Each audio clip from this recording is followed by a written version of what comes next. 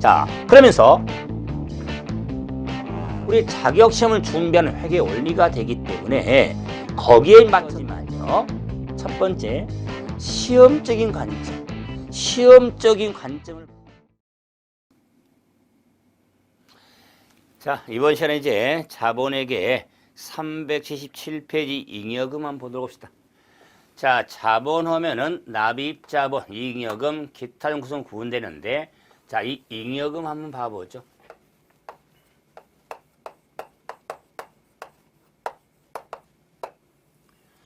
그럼 이 잉여금 또는 결손금인데, 그럼 이 잉여금이라 하는 건 이 틀 보면 되죠. 이 잉여금은 자본 조정으로 상계되거나, 그럼 이 잉여금은 특히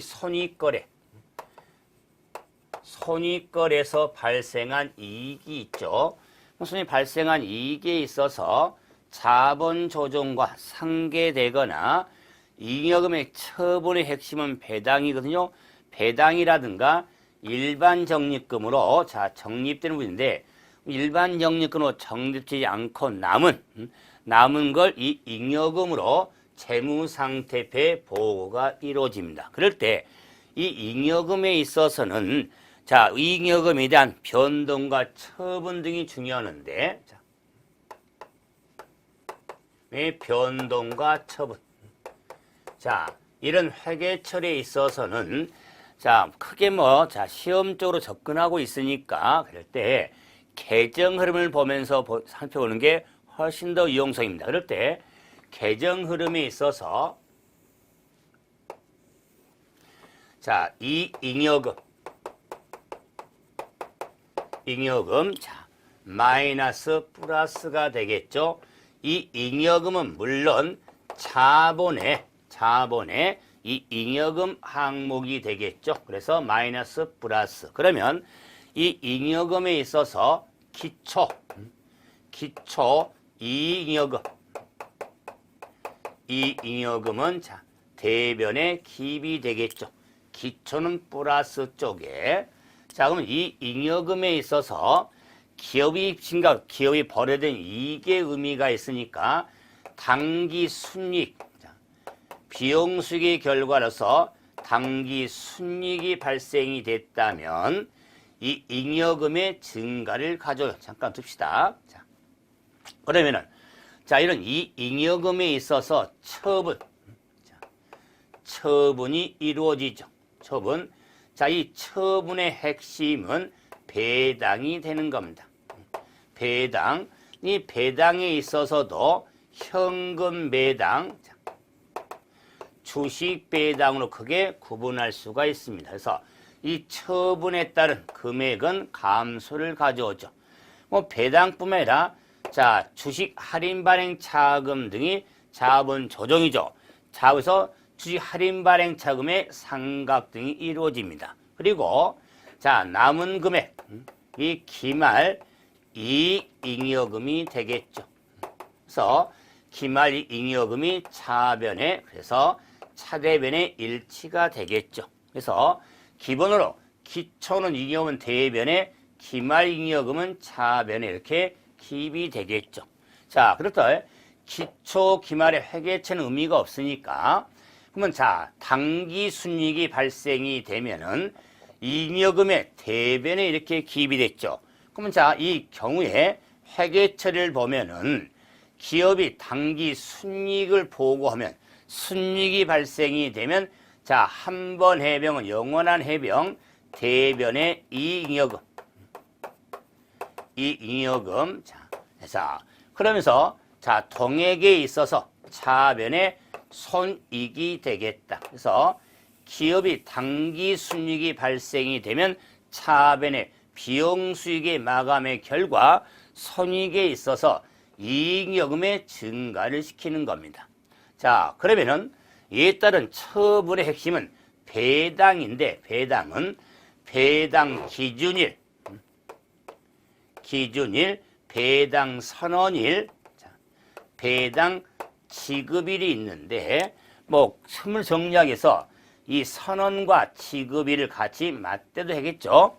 그래서 왜 선언과 지급은 차이가 있을 수 있습니다. 그럴 때 이 배당이 있어서 주식과 자, 우리가 현금 배당이 있어서 현금 배당, 주식 배당에 대한 자, 회계 처리에 배당하면 잉여금의 처분 감소를 가져오죠. 그래서 차변의 이익잉여금, 잉여금, 자, 주식 배당하면서도 이익잉여금, 잉여금의 감소를 가져오는 겁니다. 그래서 현금 배당을 했기 때문에 대변의 현금, 주식 배당을 했다면 대변의 자본금이 되겠죠.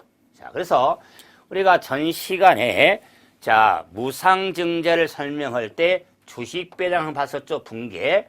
그러면 주식 배당은 자본금은 증가를 가져지만 자본의 변동은 없다고 그랬죠. 그런데 현금 배당은 자, 대변이 현금이니까 자본금 변화가 없죠. 자, 자본금. 근데 이익잉여금이 자본이 감소해서 자본이 감소를 가져온 겁니다. 그래서 현금 배당하고 주식 배당 구분을 잘 하셔야겠죠. 그래서 이 잉여금의 증가, 회계 처리 틀은 이 당기 순이익이 발생할 때 회계 처리에 대한 기입하고 배당이 있어서 그 배당에 따른 현금 배당과 주식 배당에 따른 잉여금의 처분 항목의 배당을 핵심으로 정리하시면 유용성이 있게 될 겁니다. 자, 그래서 380페이지에 배당금에 있어서 정리할 때, 자, 현금은 주식 배당에 따른 기준일, 선언일, 지급을 핵체를 구분했지만은 선언 지급을 합쳐서 이렇게 처분에 따른 회계처리의 틀을 좀 잡는 게 유용성이 있습니다. 그래서 자, 제가 전 시간에 정리했던 대로 이런 자, 페이지 382페이지에 자, 내용에 주식 분할과 무상증자 비교가 있는데 자, 시험적으로 가는 거니까 주식 분할 한번 봐보세요. 주식 분할. 그러면 주식 분할은 자, 주식을 쪼갠다는 거죠.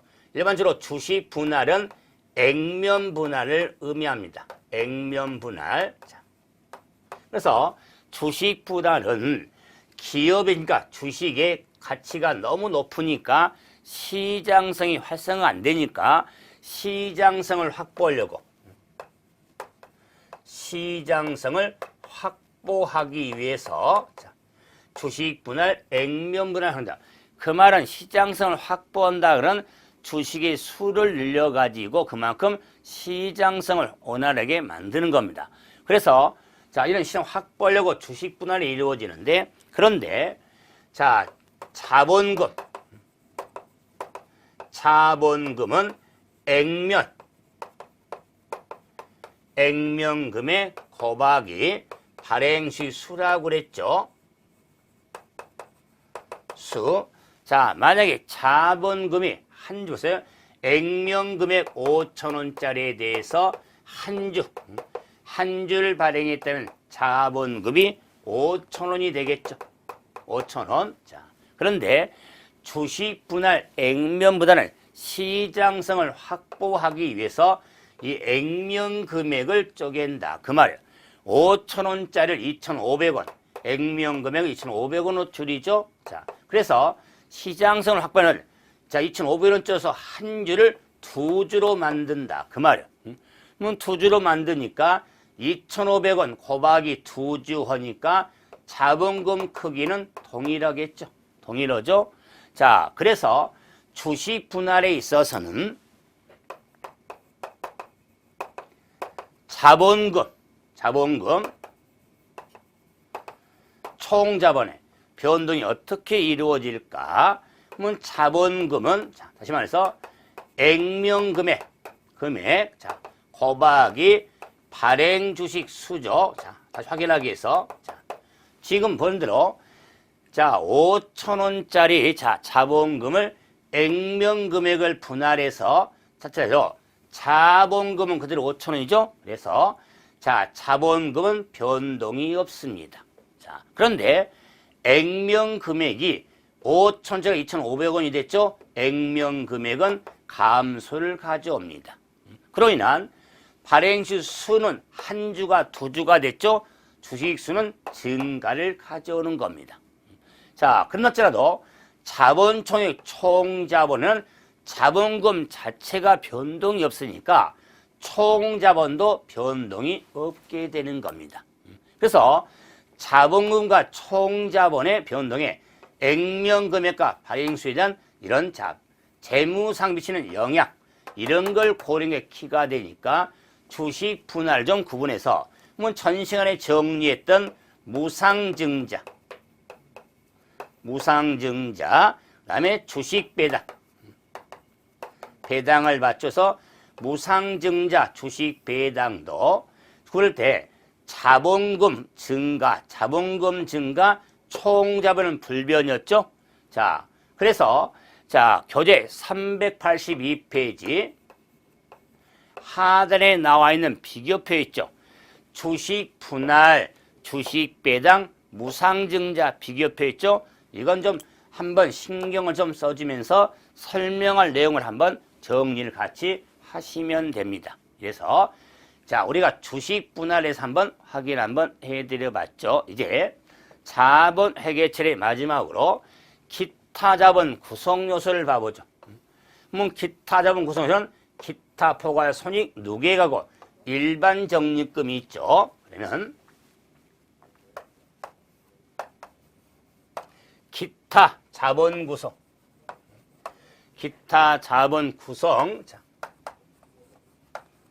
요소에 기타 포괄 손익 누계액이 있죠. 예. 우리가 재무제 표시를 할 때 기타 포괄 손익 항목을 구분하는데 반복 정리입니다. 그럼 누계액이니까 기타 포괄 손익, 손익의 잔액을 누계액이라고 하겠죠. 이랬을 때 기타 포괄 손익에 있어서 항목에 다섯 항목은 꼭 기억 좀 해달라고 그랬죠. 확인하면은 유형자산에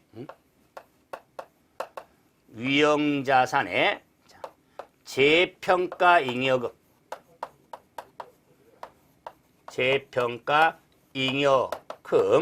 그다음에 확정급여 제도의 보험 수리적 손익,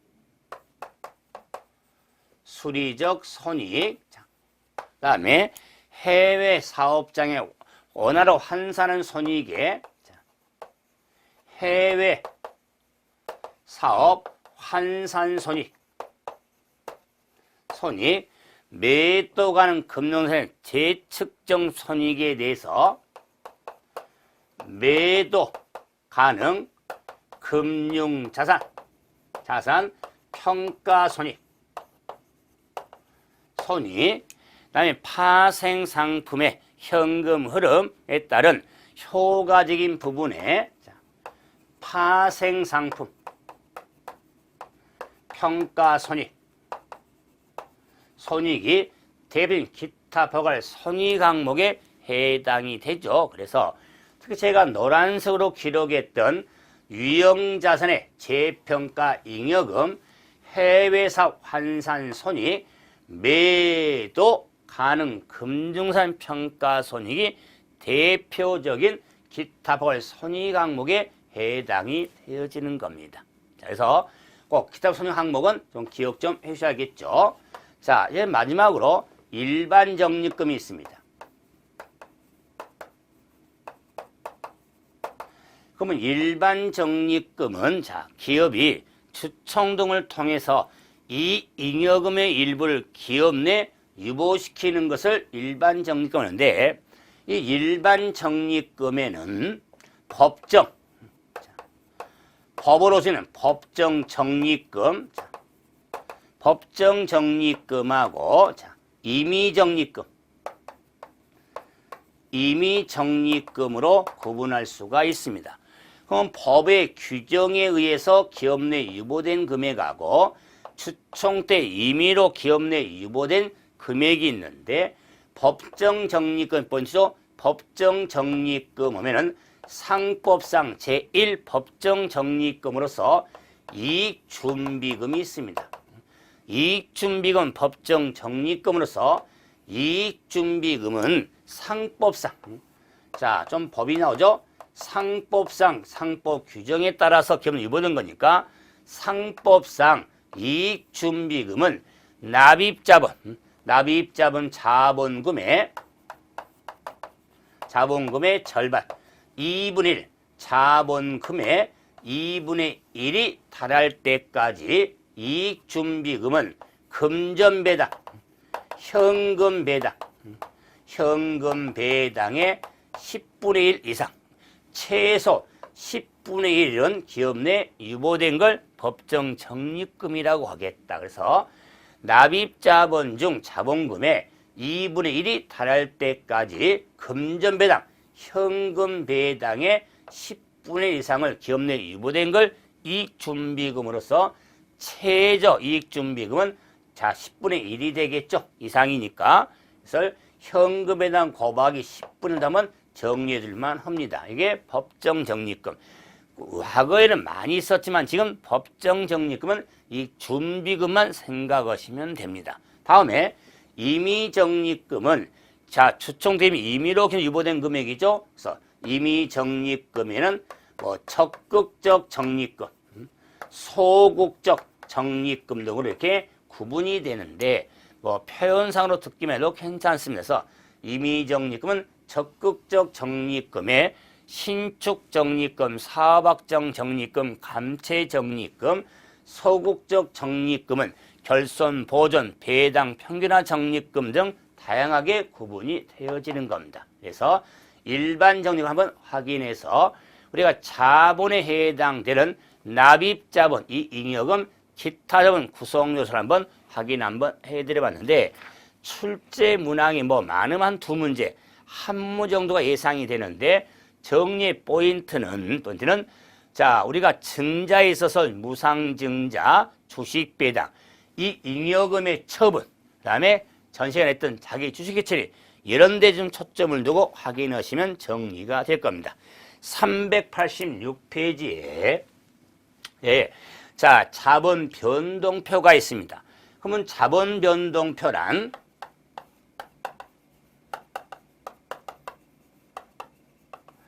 재무 중에 하나인데 자본 변동표는 일정 기간의 자본의 흐름에 관한 정보를 제공한 재무제표로서 자본 변동표는 자본하면은 여기 있죠? 자본하면은 납입자본, 잉여금, 자 기타형 구성요소죠. 그래서 납입자본의 변동, 이 잉여금의 변동, 기타 자본 구성소의 변동을 나타낸 표가 자본 변동표에 해당이 되어진 거면서 자본 변동표는 자본의 크기하고 금액의 변동의 크기를 나타내는 표니까 이 자본 변동표도 납입자본의 변동, 잉여금의 변동, 기타 자본 구성소의 변동으로 구분해서 나타나는 표를 자본 변동표라만 정리를 하시면 됩니다.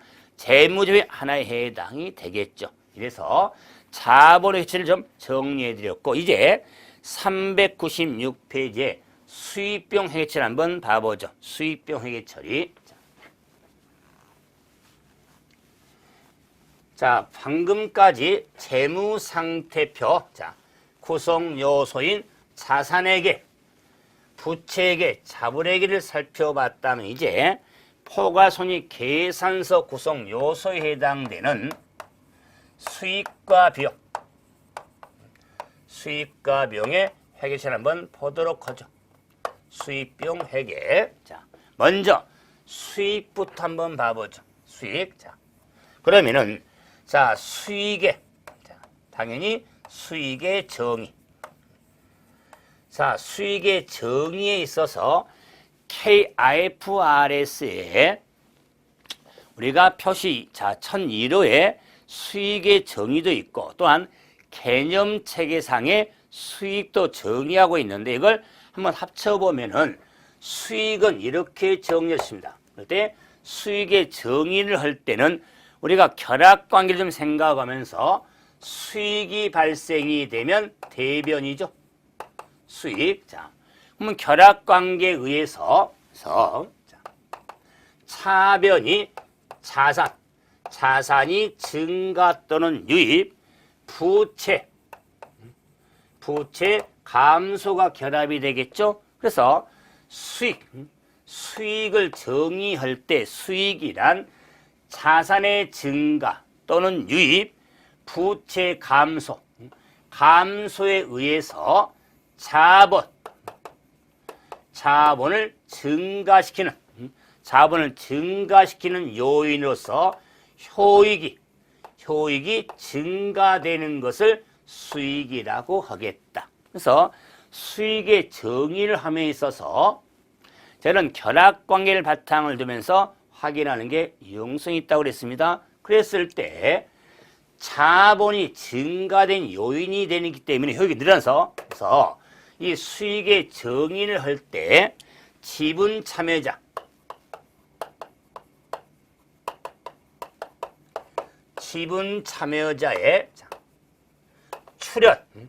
출연에 의한 것은 자본이 늘어난다 할지라도 수익의 정의에 충족하지 못하기 때문에 수익에 해당되지 않는다. 그래서 지분 참여자의 출연에 의한 것은 제외가 되어지는 겁니다. 자, 그래서 이런 수익의 정의를 한번 해봤고 이제 이런 수익에 있어서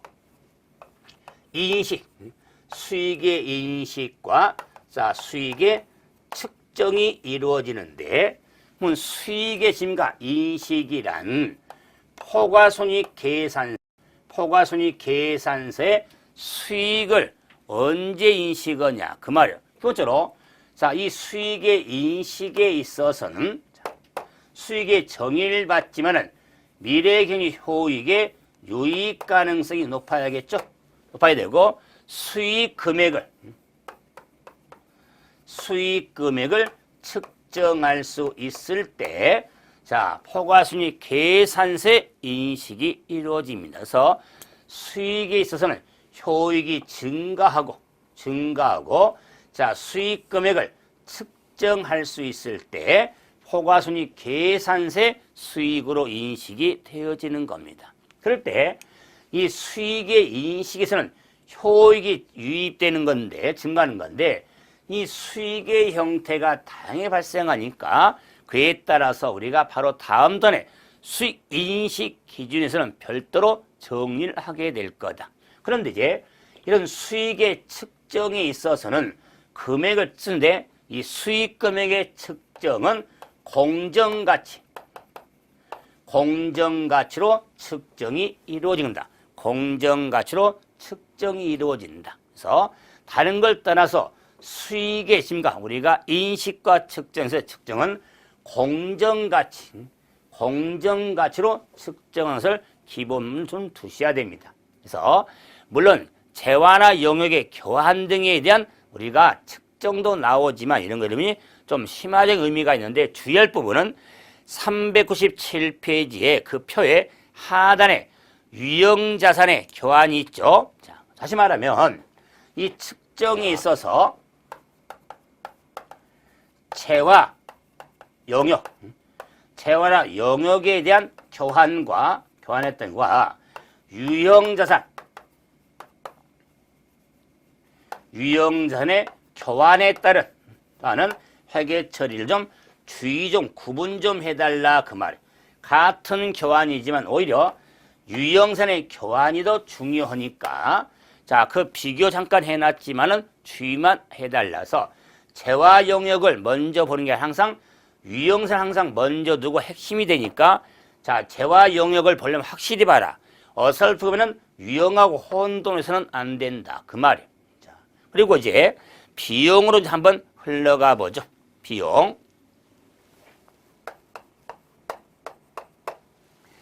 그럼 비용.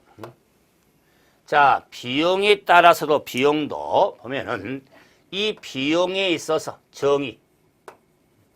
그럼 비용의 정의도 역시 재무 표시라든가 우리가 개념 차이를 한번 맞들어 보면은 비용을 우리가 할 때도 역시 회계처리 결합관계를 보면은 비용이 발생이 되면 차변이 되죠.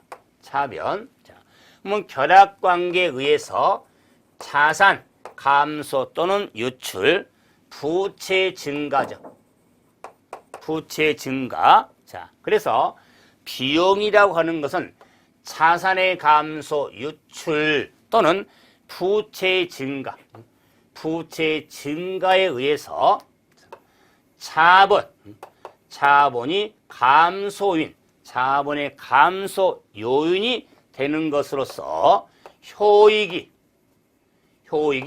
감소되는 것을 비용이라고 하겠다. 그래서 당연히 자산의 감소, 유출, 부채 증가에 의해서 자본이 감소 요인이 되는 것으로 효익이 감소되는 것을 비용이라고 하겠다. 그래서 자본의 감소 의미가 있으니까 지분 참여자의 분배, 배분, 분배에 의한 거나 또는 배분에 의한 것은 자본의 영향을 받지만은 비용의 정의에 따라서 비용에 해당되지 않는다. 그래서 지분 참여자의 우리가 분배에 의한 것은 제외가 된다는 것에서 수익은 지분 참여의 출연에 의한 것은 제외됐죠. 그다음에 지분 참여자의 분배에 의한 것도 제외. 이런 거 좀 신경을 좀 써주셔야 됩니다. 그럴 때 이런 비용의 증가, 비용의 인식에 있어서도 기본적으로 틀보 마찬가지죠. 수익과서로 상대적으로서 이 비용도 포괄순위 계산세 비용의 인식은 효익이 감소고 비용 금액을 당연히 측정할 수 있을 때 포괄순위 계산세 비용으로 인식이 되어지는 겁니다. 그런데 지금 정의도 봤지만은 수익과 비용은 수익과 떼려 뗄 수 없잖아요. 그렇기 때문에 이 비용의 인식에 있어서 직접 대응의 비용이 있고 간접 대응의 비용으로 구분다. 그래서 대응이 직접적이냐 간접적이냐, 굳이 간접 대응하면은 배분 비용이 있고 즉시 인식하는 기간 대응 비용으로 구분다. 기간 대응은 즉시 인식하는 기간 대응 비용이 있겠죠. 그럴 때 직접 대응하면은 수익비용 대응에 따른 비용으로서 직접 대응이라고 하는데, 수익비용 대응에 따른 직접 비용은 대표로 매출원가, 판매 수수료 등이 핵심적인 직접 대응 비용에 해당이 되겠다. 다음에 이제 간접 대응 비용은 배분 비용, 체계적 합력인 배분에 따른 비용이죠. 비용으로서 감가상각비는 간접 대응 비용에 해당이 되어지는 겁니다. 다음에 발생 즉시 인식하는 기간 대응 비용으로서 사무원 급료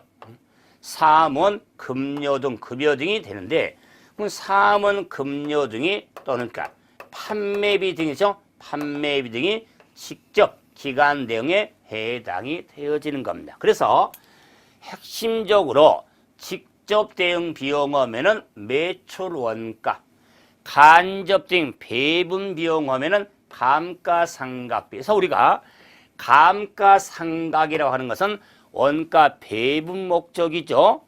연수 동안에 나누어서 비용 처리하는 거죠. 주의 평가 과정이 아니라고 했죠. 감가상각은. 그러므로 배분 비용, 그다음에 판매비 등에 해당이 되는 사무원 급료 등도 기간 즉시 인식하는 기간 대응 비용에 해당이 되어지는 겁니다. 그래서 자, 비용의 인식에서도 이렇게 좀 구분 좀 하고 있어야겠죠. 자, 그럼 이제 자, 비수리가 수익과 비용 회계체를 흘러감에 있어서 비용 하면은 대표로 종업원 급여, 종업원 급여가 대표적인 비용에 해당이 되어지는 겁니다. 그래서 뭐 비용이 여러 가지지만 종업원 급여 대표로 비용에 해당이 돼서 우리가 399페이지 한번 참고로 봐보시면 이런 종업원 급여에 대해서는 여러 가지 급여 형태가 있죠. 단기 종업원 급여, 퇴직 급여, 기타 장기 종업원 급여, 해고 급여 등에서 정했는데 이럴 경우 자, 제가 이 단기 급여보다는 정말은 퇴직 급여 있죠. 자, 401페이지에 퇴직 급여 봐보세요. 퇴직 급여에 있어서 자, 두 번째 퇴직 급여의 구분이 있잖아요. 확정 기여제도, 확정 급여제도. 왜 이걸 정리했냐면 자, 잠깐 봐보세요. 자, 자본 항목에 마침 안 지웠으니까 칠판에 자본에 마무리하면서 기타 포괄 손익 항목 있었죠. 두 번째 보험 수리죠. 이 보험 수리적 손익은 확정 급여제도, 확정 급여 제도에 있어서 보험 수리적 손익이 되거든요. 그래서 확정 기여제도와 확정 급여제도에 따른 회계처리원 구분을 하시면 되겠다. 그래서 이런 보험 수익 손익 때문에 정리가 이루어지는 겁니다. 그래서 우리가 기타 자본 구성 요소에 기타 보험 손익을 좀 생각을 하지만은 핵심은 아니어서 종업원 급여가 대표적인 비용에 해당이 돼서 구분하시면 되겠다. 그런데 제가 수익과 비용에 있어서 정리해 드릴 때 핵심으로 했던 게 뭐냐면 수익 인식 기준이다 그 말이에요. 수익 인식. 그래서 수익은 효익이 증가하고 금액을 측정할 때 시야에 인식을 하는데 그 수익 인식 기준, 수익에 있어서 인식을 하는 데 있어서 기준이 있더라 그 말. 수익 인식 기준은 대단히 중요하죠. 왜? 시험에 잘 나오니까. 자, 그럴 때 수익 인식 기준이 있는데 그 인식 기준에 있어서는 자, 우리가 별도로 기준하고 있지만은 그 인식 기준은 각 거래별로 인식을 하게 된다. 거래별로 인식하는데 그 거래를 크게 구분하면 재화의 판매, 재화의 판매에 따른 거래, 재화의 판매, 용역의 제공, 용역의 제공 거래, 그다음에 이자 수익, 이자 수익. 자, 굳이 구분하면 이자 수익, 로열티, 로열티 수익, 배당 수익이 있더라. 배당 수익. 자, 따른 우리가 수익 인식이 이렇게 된 각 거래별로 재화의 판매, 영역의 제공, 이자 수익 등에 따른 자, 우리가 거래별로 인식을 하게 되는데 자, 말 자체로 재화의 판매에 있어서는 자, 그래서는 판매 기준에 따라서 수익을 인식하고 큰 틀이 영역의 제공, 영역의 제공에 있어서는 진행 기준 따라서 인식하고 이자 수익, 이자 수익에 대해서는 유효이자율법,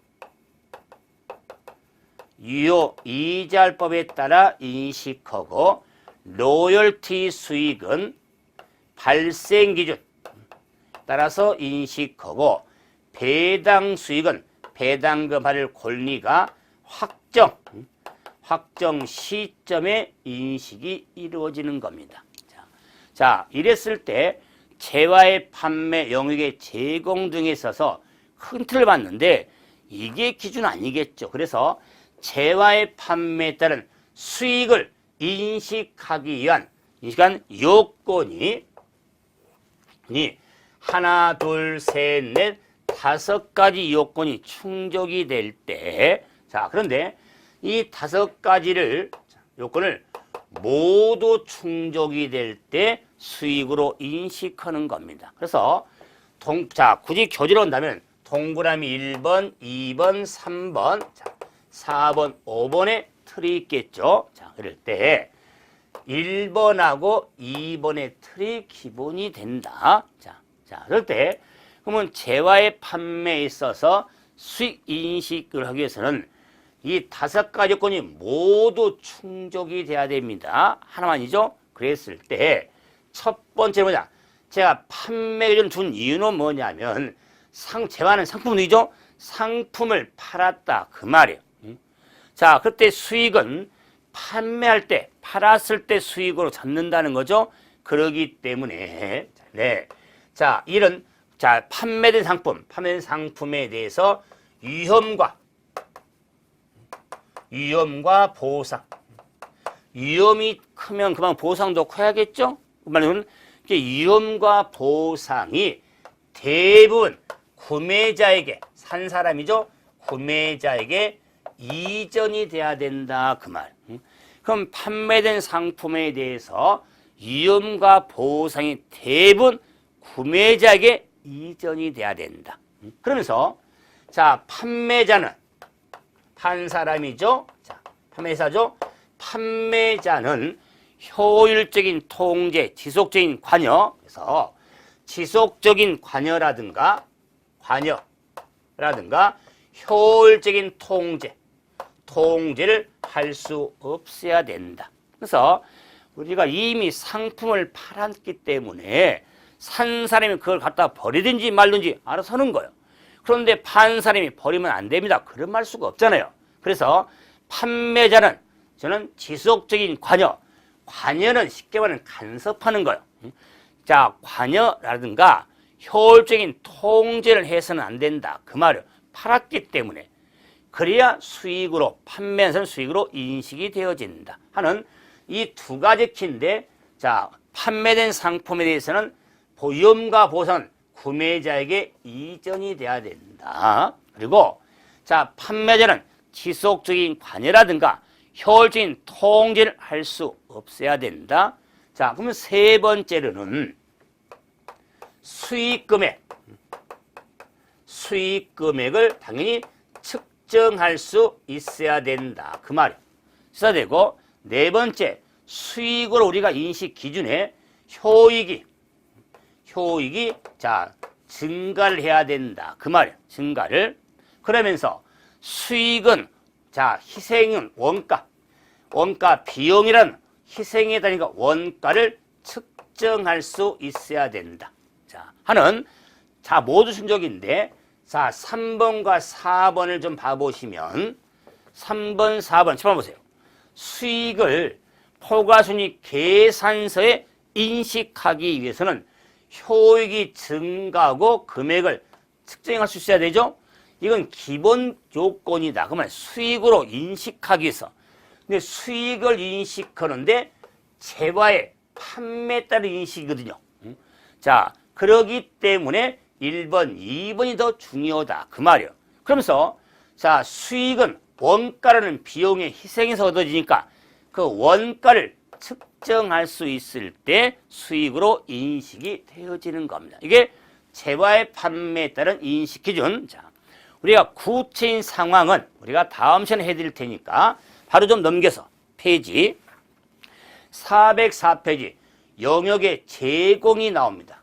그럼 영역의 제공이 있어서 인식은 진행일 핵심이니까 자, 교재로는 1번, 2번, 3번, 4번이 나오는데 이 3번이 키포인트가 되겠다. 3번이. 자, 그래서 자, 이 3번이 키포인트인데 자, 보세요.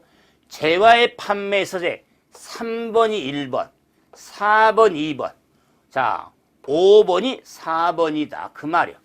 그 말은 수익 금액을 측정할 수 있어야 되고 효익이 유입이 높아야 되고 자, 원가를 측정할 수 있어야 된다. 그 말이야. 이건 공통이다. 어차피 1번, 2번은 수익인식 기준의 공통 기준이니까.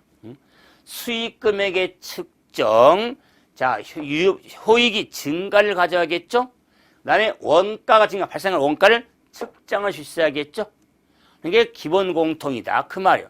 그러면 세 번째는 진행 기준에 의해서 산정하기 때문에 세 번째, 합리적으로 진행률을 산정할 수 있어야 영역 제거에 따른 수익을 인식이 이루어지는 겁니다. 그래서 영역의 제공에 따라서는 합리적 진행을 산정할 수 있어야 되는 겁니다. 자, 그러면서 이제 영역 제공에서 역시 자, 이 네 가지가 모두 충족이 될 때 수익으로 인식이 이루어지는 겁니다. 영역 제공. 자, 이제 405페이지에 이자 수익이나 로열티 수익이나 배당 수익에 있어서 수익 인식 기준은 두 가지, 1번과 2번이 있는데 1번, 2번은 수익의 의미가 되기 때문에 역시 공통적으로 재화의 판매의 3번, 영역의 제공의 1번, 2번, 3번, 4번, 1번, 2번하고 똑같다. 그 말이에요. 그래서 수익 금액을 측정할 수 있어야 되고 효익이 증가를 가져간다. 그 말이에요. 자, 이 두 가지가 역시 공통적인 요건에 해당이 되겠다. 그래서 이 거래별로 수익 인식균에 한번 요건을 한번 찾아봤죠. 재화의 판매에 있어서 5가지 모두 충족이 되고 영역 제공 4가지를 모두 충족이 되는데 이 제가 요건에서 좀 공통된 걸 잡아왔잖아요. 3번, 4번, 1번, 2번, 1번, 2번은 공통적인 인식 요건의 규정이죠. 그렇기 때문에 재화의 판매에 대해서는 1번, 2번인 위험보대 구매 이전, 관여라랑 통제 없어야 된다. 영역 제공, 진행 기준에 여기 초점을 놓고 확인하는 게 유용성이 많습니다. 이게 끝이 아니라 시작에 불과합니다. 이런 자 거래별 우리가 구분했을 때 저는 구체적으로 우리가 형태를 한번 구분하면서 정리를 하게 되고 회계처럼 한번 정리할 테니까 이 수익 인식에는 거래별에 우리가 구분해서 한번 정리해 주고 이제 다음 시간에는 구체적으로 상황에 따라서 한번 정리를 한번 하도록 하죠. 이번 시간은 여기서 마무리합니다. 수고하셨습니다.